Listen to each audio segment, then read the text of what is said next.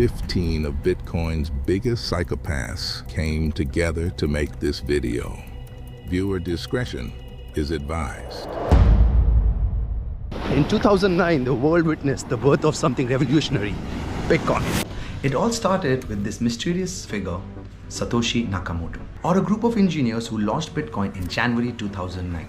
With proof of work, anyone with a PC could join in the network. Satoshi mined 1 million Bitcoins in those early days. Back then, the reward was 50 Bitcoins for every block, that was every 10 minutes. Among the early adopters were Hal Finney, Dustin Trammell, and Marty Malmi. Hal Finney received the first Bitcoin transaction on January 12, 2009. But back then, Bitcoin wasn't worth anything. It is said in October 2009, approximately 5,000 Bitcoins were sold for $0.0009 each. That's about 1,200 Bitcoins for $1. From humble beginnings to a global revolution, Bitcoin has come a long way. And the journey continues. 2010, the year of Satoshi.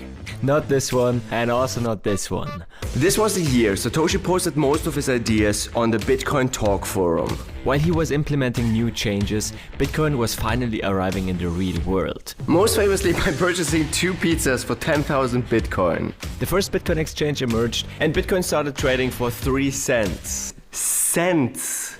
But back then, it was pretty hard to buy and store your Bitcoin. They didn't have something like this. They didn't even have seed phrases. In August, there was an inflation bug, causing 92 millions to be produced. But within hours, the developers fixed the problem. In November, the market cap surpassed 1 million, partly because WikiLeaks contemplated adopting Bitcoin as a payment method.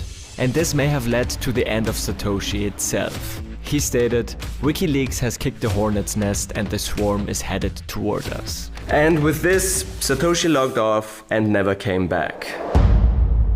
I'm Ben with the BTC Sessions, and this is your daily session. Now, what do you need to know about Bitcoin in 2011? Let's go. January 28th, 25% of all Bitcoins are mined. February 1st, Ross Ulbricht launches the Silk Road Darknet market. February 9th, Bitcoin reaches parity with the US dollar for the first time. April 16th, Time Magazine published an article on Bitcoin.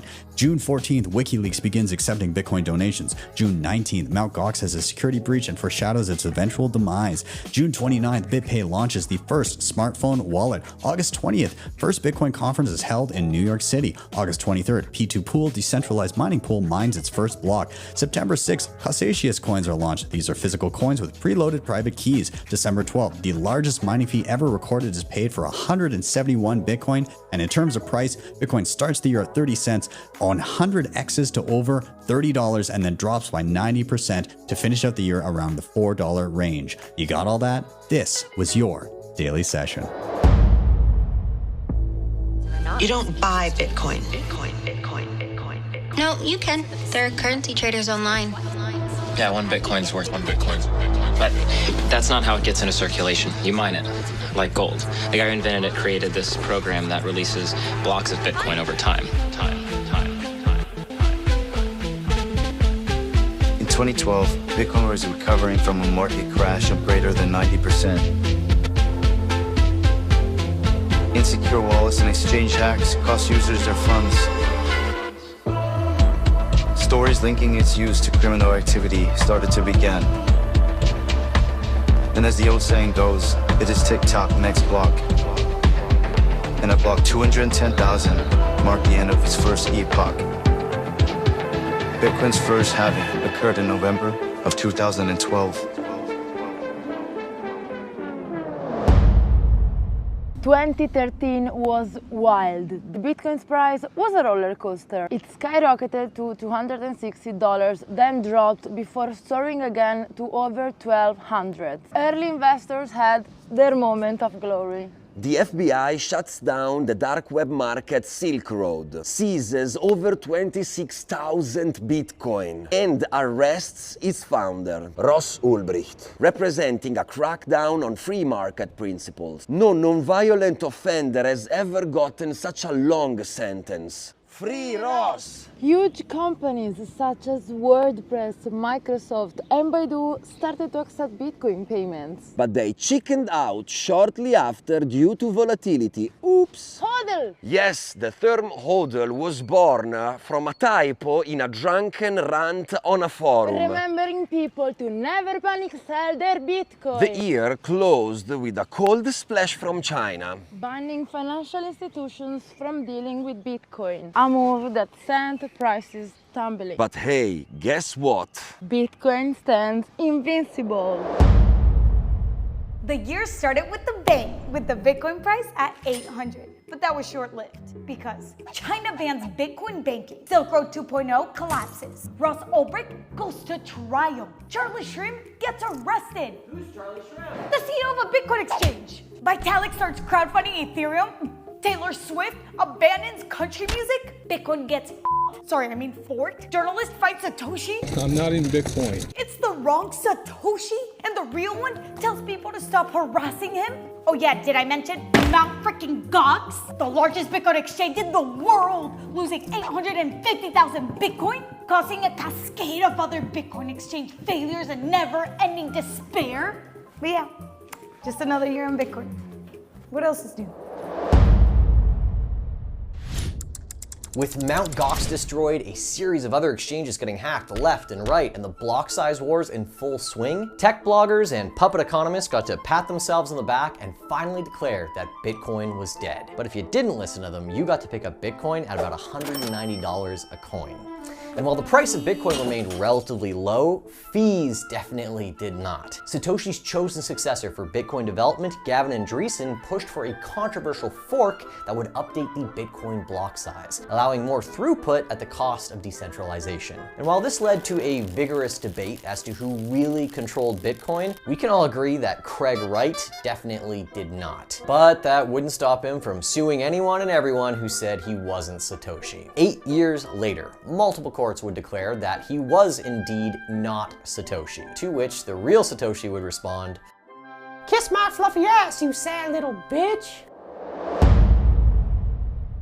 2016 was wilder than a raccoon in a dumpster. This big shot crypto exchange, Bitfinex, gets hacked for 120,000 Bitcoins. Turns out it was these two lovebirds who eventually got caught. Bitcoin itself remains unhacked. Can't say the same for its demented cousin Ethereum. In June, 40% of its total supply be gone. Scarecrow and friends decide to split their centralized database into two paths. The hacked version continues as Ethereum Classic, and the new version arbitrarily reverses transactions for shareholders. To this day, Ethereum remains the top shitcoin. So much for immutability. The Cabinet of Japan says, "Hey guys, Bitcoin is real money. You can fuck with it now." A Layer 2 instant payment solution called the Lightning Network is proposed, and Blockstream completes its first Lightning transaction by October. Heh, big blockers have a hissy fit. Finally, Bitcoin's second halving cuts the supply issuance by half, spurring a total price rise of 124% by the end of the year. The S&P 500 and NASDAQ both earn less than 10%. Boo! Bitcoin breaks the four figures mark in January 2017, kicking off what will become known as the year of the bubble wrap. In March 2017, the SEC rejects a spot ETF. It only took them another 7 years to approve it. In August, Bitcoin forked off, leading to the creation of some shit cryptocurrency called Bitcoin Cash. In September, China banned ICOs. Think of ICOs like Web3, NFT, DeFi, metaverse tokens, but even more scammy. In November, the controversial SegWit2x upgrade was cancelled and Bitcoin bubbled up some more. And in December 2017, Bitcoin hits an all-time high and pops to $20,000. But if we believe, like they said, that 2017 is a bubble, then why does the bubble keep popping higher? George Soros referred to Bitcoin as a bubble. Bitcoin's price started to slide rapidly and continued to plummet throughout the year. The decline was primarily driven by regulatory concerns, security breaches at exchanges, and a general market correction after the speculative frenzy of 2017. Despite the colossal collapse in Bitcoin's price and other nefarious activities by the broader crypto space, the spirit of Bitcoin was very much alive.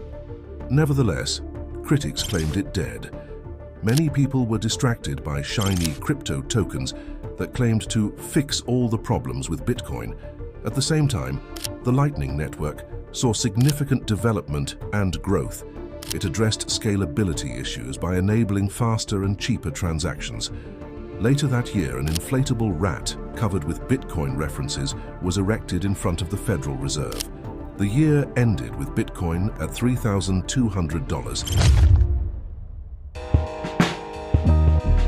2019 was a vibe, many all-time highs. Dipping on that price till we hit 100x a hash. It's kinda hard for me to fathom that. And Crook snagged 7,000 Bitcoin. That's right, the Binance hacks. And that price switched gears, started off at 3K. 13,000 by the mid-year. China and India, they acted like foes. What do you mean? Bitcoin opposed, but Switzerland, Malta, Germany, Japan, all welcome growth and like a ring on a finger. Taproot got proposed. Absolutely, the same with Schnorr signatures. I'd like to hear you rhyme that. Not to get all up in the particulars, but if you need to, of course, privately with the Schnorr, verify the transaction was yours. Clever thinking. Yeah, definitely different. Whatever happened to Libra? Got beat down and left in the wind. Thus congressional sessions, he wasn't destined to win. And with a spotlight on Bitcoin, got lots more adoption. Futures, TradFi, services for hodlers. That weren't really hodling, were they?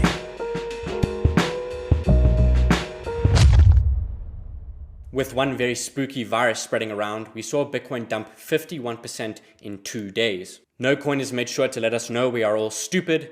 Bitcoin is dead and on its way to zero. But of course, Bitcoin lived and nearly 8x'd before the end of the year. Faces were melted and bears destroyed. Block 630,000 was mined, making this Bitcoin's third successful halving and reduced the reward from 12.5 to 6.25 BTC. We saw a huge new entrant into the Bitcoin space. Michael Saylor and MicroStrategy adopted Bitcoin as their primary treasury reserve asset and ended the year with over 70,000 coins acquired with $1.125 billion US dollars. Finally, in 2020, Craig Raw released the first public version of Sparrow Wallet, one of the best Bitcoin wallets available today.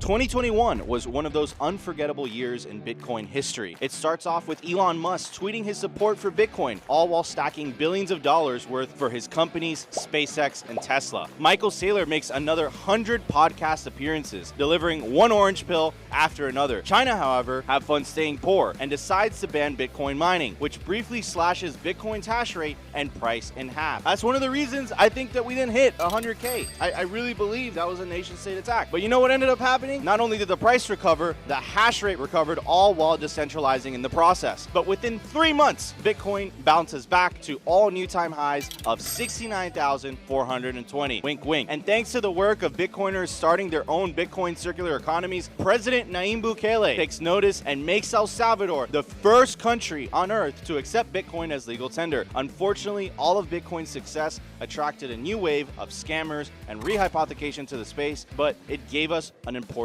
lesson. If you don't own your keys to your Bitcoin, somebody else owns you. Nico, signing out. 2022. That year was a pretty emotional one for me, as I had the chance to witness the cheapest sats I ever seen in my Bitcoin journey. And thanks to this guy, the new Bitcoin supervillain. 2022 saw some epic crypto collapses. The Terra Luna meltdown, the FTX implosion, the Celsius fraud, and many more. People that really wanted to own Bitcoin got their money stolen from them. But actually, that's not what I want to focus on. Let's talk about the good stuff instead. A president of a country tweeted that they are buying Bitcoin every single day. The Treasury Secretary even recited the legend of Satoshi Nakamoto. And the builders continued to craft infrastructure to onboard the next generation of Bitcoiners. So 2022 wasn't that bad after all. Because you know what they say, what doesn't kill you makes you stronger. Good luck trying to kill us. Anyway, on to the next one. Not gonna lie, I had a pretty good year. Only because you're measuring your price in me. I'm just happy I was able to be part of the Bitcoinery as Peter's ordinal collection. Yeah, love it or hate it. I mean, you can't deny ordinals and inscriptions caused quite a stir this year. Sup? So on brand. You know, it's pretty impressive that magic internet money is practically mainstream now. What with FASB, fair value accounting, presidential candidates accepting you for political donations, I'm not jealous. Well, Bitcoin is for anyone. Anyone including terrorists and money launderers. Oh, that's rich, coming from the currency that's funded every war and coup since 1913. And is still responsible for over 99% of money laundering, terrorist financing, and other dark deeds. I mean, it's not like Jeffrey Epstein used Bitcoin. Dude, I thought you had my back. Not since 1971. Burn. But back to you, Bitcoin. You beat the SEC, and soon you'll have ETFs just like me. How does it feel? Honestly, I don't care, but if it gives more people exposure to me, fine. Maybe it'll encourage them to go down my rabbit hole. Phrasing. Boom. 2024. We did it, gang. We got those Bitcoin ETFs and another Bitcoin halving under our belt. But Bitcoin isn't really about any of that. Bitcoin's about preserving your wealth. Bitcoin's about enabling your independence.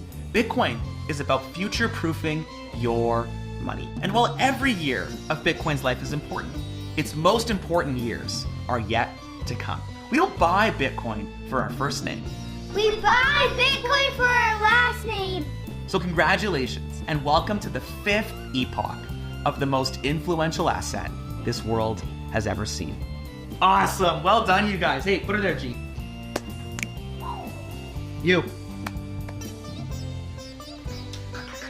Love you, honey. Good job. All right, we're done.